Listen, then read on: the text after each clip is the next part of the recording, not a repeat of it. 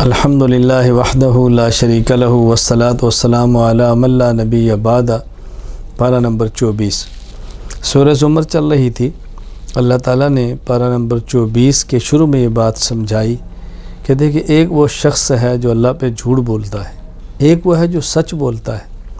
بھلا یہ سچ بولنے والے اور جھوٹ بولنے والے کیسے برابر ہو سکتے ہیں؟ سچائی کا اہتمام کرنا چاہیے۔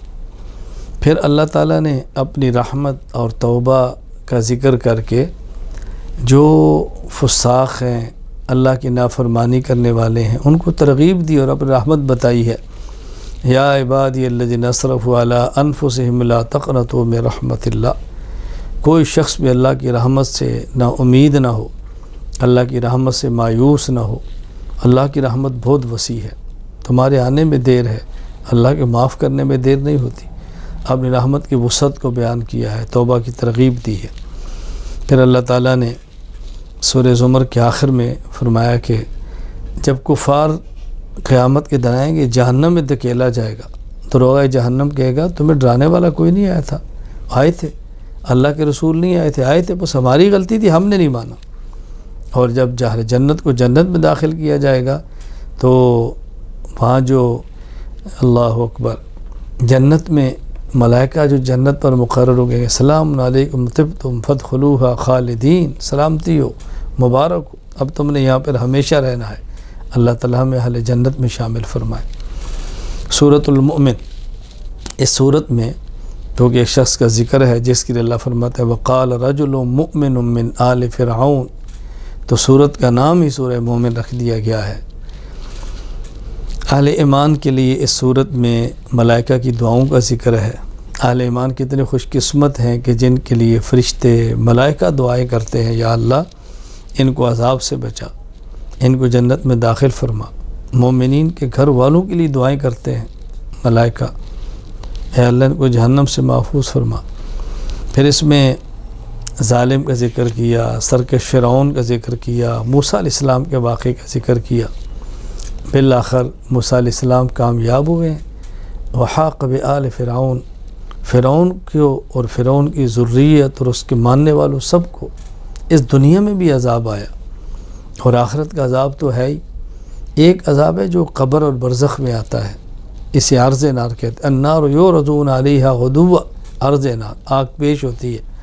اور ایک ہے قیامت کے بعد، اس میں جو جہنم کا عذاب ہوگا اس کے دخول نار کہتے ہیں۔ وَيَوْمَ تَقُومُ السَّاعَةُ أَدْخِلُوا آلَ فِرْعَوْنَ، تو فرعونیوں کے عذاب کا ذکر فرمایا ہے۔ موسیٰ علیہ السلام اور ماننے والوں کے نجات کا ذکر فرمایا۔ پھر یہاں اللہ تعالیٰ نے وعدہ کیا ہے کہ ہم اپنے نبیوں کی، ان پر ایمان لانے والوں کی مدد اور نصرت کرتے ہیں۔ مدد اور نصرت کا معنی صرف یہ نہیں ہے کہ میدان جنگ میں غالب ہوتے ہیں، حق کا بول بالا ہوتا ہے۔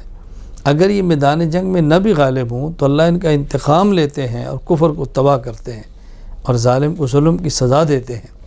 تو اللہ تعالیٰ بہرحال اپنے نبیوں کی، رسولوں کی اور اپنے متبعین کی مدد فرماتے ہیں، اللہ کا وعدہ ہے۔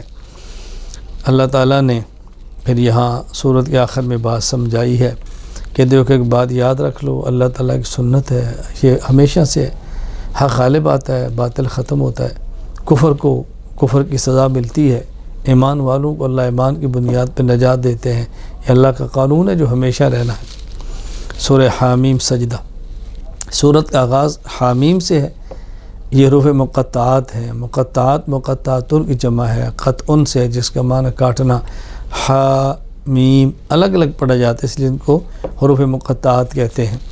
اور اس میں جو کہ سجدہ بھی ہے، اس لیے سورت کا نام ہی حامیم سجدہ ہے۔ اللہ تعالیٰ نے اپنے پیغمبر سے فرمایا ہے کہ آپ اپنا تعارف کرائیں، آپ اپنی بات سمجھائیں کہ میں تم سے مطالبے نہیں کرتا، میں ایک بشر ہوں، انسان ہوں، تمہیں سمجھانے کے لیے آیا ہوں۔ نبی بشروں میں سے ایک بشر ہوتا ہے، انسانوں میں سے انسان ہوتا ہے، لیکن باکمال انسان ہوتا ہے، بشر اکمل ہوتا ہے، انسان کامل ہوتا ہے۔ اللہ تعالیٰ اس کو نبوت کا تاج پہنا کر لوگوں کی طرف بھیجتے ہیں۔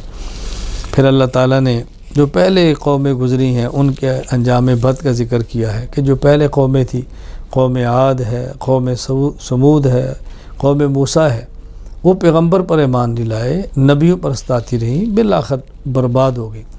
اور اگر تم ایسے کرو گے تو تم بھی ہلاک اور برباد ہوگے۔ تمہارے ساتھ بھی یہ معاملہ ہوگا۔ تو یوں اللہ تعالیٰ نے سورت میں یہ بات سمجھائی ہے۔ ہمیں بھی چاہیے کہ ہم حق والوں کا ساتھ دیں اور اہل باطل سے دور رہیں۔ پھر اللہ کریم نے اس بات کا اہتمام فرمایا ہے آخر میں کہ مومنین کا ذکر فرمایا۔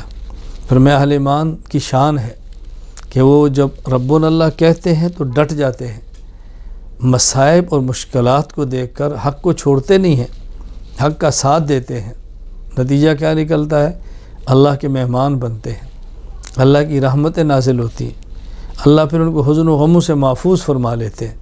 اور اللہ تعالیٰ نے مومن کی شان کیا بیان فرمائی ہے؟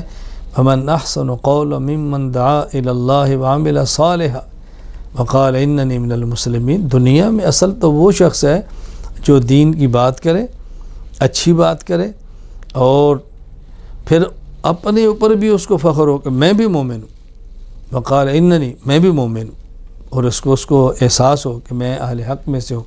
تو اللہ تعالیٰ نے یہ ایمان والوں کی شان بیان فرمائی ہے۔ اللہ تعالیٰ ہمیں بھی دین پر جمنے کی توفیق عطا فرمائے، استقامت عطا فرمائے۔ استقامت کا ایک مفہوم کیا ہے کہ مصائب کے باوجود بھی ڈٹے رہیں، اور استقامت کا ایک مفہوم کیا ہے؟ ہر حال میں دین کے اوپر رہیں، خوشی ہو غمی ہو، ہر حال کے اوپر دین کے اوپر رہیں۔ اللہ تعالیٰ عافیت کے ساتھ استقامت عطا فرمائے اور دین کی خدمت کرنے کی ہم سب کو توفیق عطا فرمائے۔ وآخر دعوانا ان الحمد للہ رب العالمین۔